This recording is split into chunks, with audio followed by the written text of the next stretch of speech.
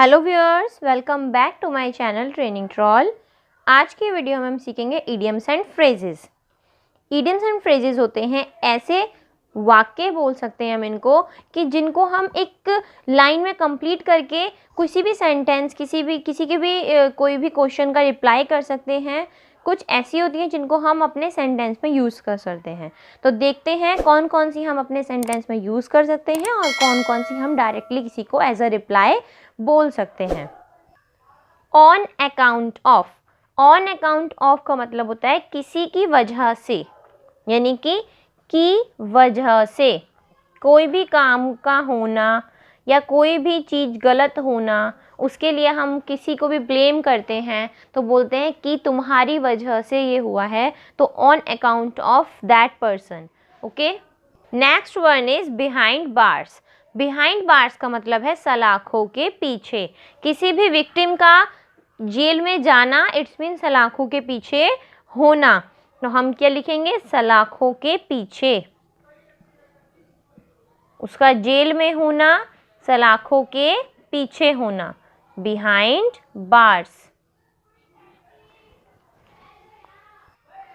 Beat about the bush. Beat about the bush का मतलब होता है घुमा फिरा कर बात करना।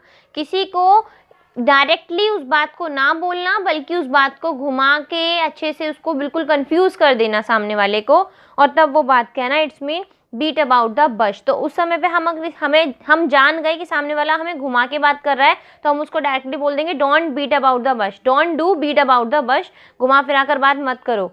तो उस समय पे हम ये उनको बोल सकते हैं। तो ये एक तरीके से आप रिप्लाई में भी बोल सकते हो। ये ऐसा एक इडियम है जिसको आप रिप्लाई में बोल सकते हो, घुमा फिरा कर बात करना। घुमा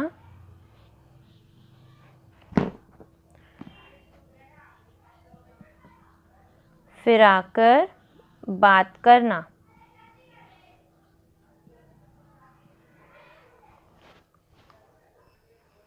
ट्राई वंस बेस्ट।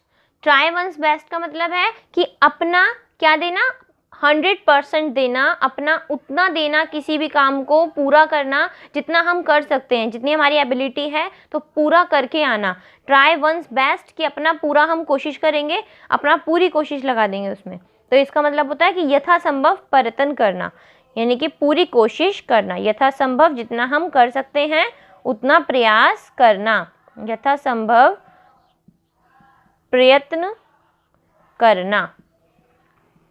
इस जगह में हम वंस की जगह पे हम क्या पुट कर सकते हैं, जिसके लिए भी हम बोल रहे हैं ट्राई माई बेस्ट या फिर ट्राई योर बेस्ट। ओके, तो ये भी एक तरीके से ऐसी इडियम है जिसको हम किसी को रिप्लाई में डायरेक्ट बोल सकते हैं। Bit by bit. Bit by bit का मतलब होता है कि थोड़ा थोड़ा करके हमें जोड़ना चाहिए। We should save our money bit by bit. थोड़ी थोड़ी करके हमें अपनी मनी जोड़नी चाहिए। तो हम क्या लिखेंगे यहाँ पे? थोड़ा थोड़ा करके। इसको फ्रेजेस को हम अपने सेंटेंस में यूज़ कर सकते हैं, थोड़ा थोड़ा करके।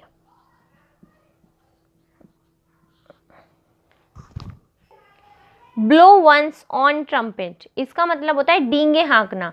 कोई भी पर्सन अगर हमारे सामने कुछ ज़्यादा ही, यानी कि इतना हम जानते हैं कि वो नहीं कर सकता, बट वो उससे ज़्यादा बात करता है, तो हम समझ जाते हैं कि वो क्या कर रहा है, अपनी ही ट्रम्पेट से अपनी ही बातें कर रहा है, मतलब अपनी ही ट्रम्पेट बजा रहा है और अपनी ही डींगे हाँक रहा है।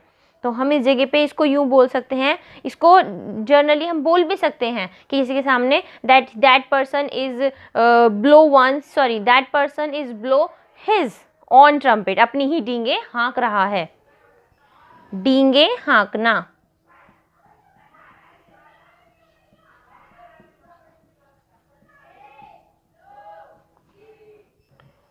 From the bottom of one's heart. इसका मतलब होता है तहे दिल से।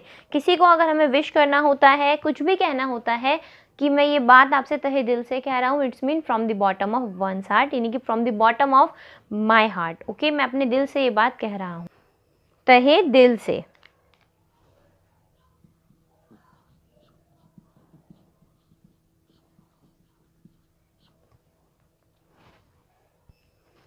By leaps and bounds. इसका मतलब होता है कि तेजी से काम का होना, या फिर आप ये बोल सकते हो दिन दूनी रात चौगनी। ये लाइन हमने सुनी भी है, ज़्यादातर बड़े लोग भी बोलते हैं कि ज़्यादा मेहनत करोगे तो दिन दूनी रात चौगनी करोगे, यानी कि ज़्यादा मेहनत करने पे आप दिन दूनी रात चौगनी करो, आप ज़्यादा तरक्की करो।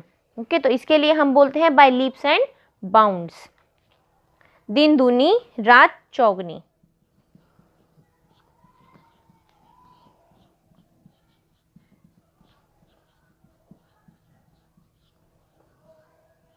या फिर आप ये भी बोल सकते हो इस जगह पे कि तेजी से।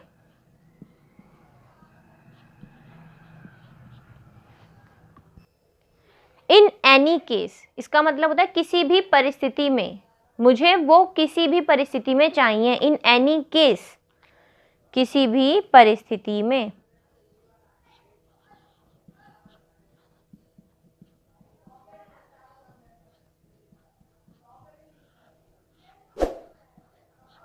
इन any case.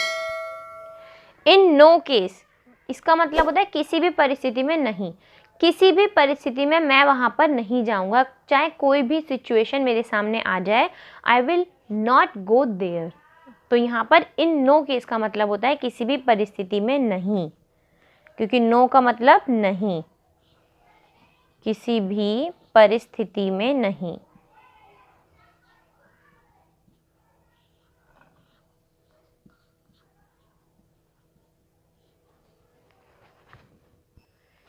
In that case, in that case, इसका मतलब होता है कि उस परिस्थिति में।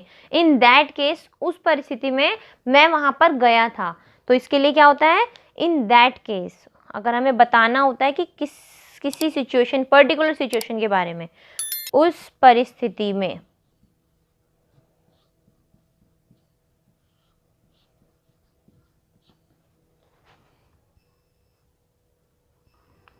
चाइल्ड्स प्ले, चाइल्ड्स प्ले का मतलब है बच्चों का खेल, ये तो बच्चों का खेल है, इट्स चाइल्ड्स प्ले, तो बोलेंगे बच्चों का खेल। इसको हम नॉर्मली यूज़ कर सकते हैं डायरेक्ट रिप्लाई देने में किसी को, बच्चों का खेल।